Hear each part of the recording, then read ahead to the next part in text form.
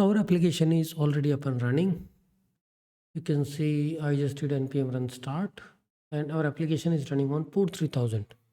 Right now, what we are going to build, let's little bit talk about it. We are going to build a simple login request. So we will write a controller, auth module, auth controller, auth service, where we will validate the user credentials.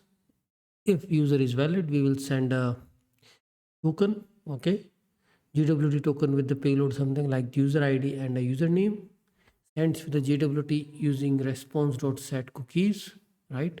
And those cookies are HTTP only. That means the client cannot access them, manipulate them.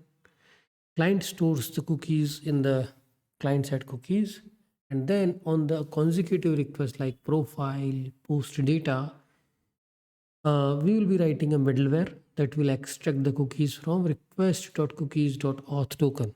Okay, once you get the cookies like auth token, you will validate the JWT token expiration, attach and decode the request user object to the user object to the request. So we will be implementing auth guard, local strategy, JSON web token.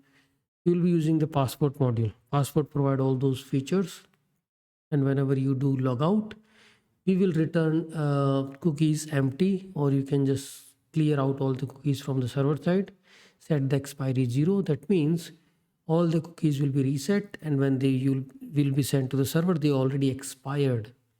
Security considerations will be using the HTTP only. Cookies are secure for production. Token will have an expiry. Okay, and we are going to just write auth controller, auth module, auth service, and this JWT strategies like JWT auth guard, JWT strategy, and we are going to write a user controller because we will also want user to sign up to our system so that later he can log in. Okay, so let's get started.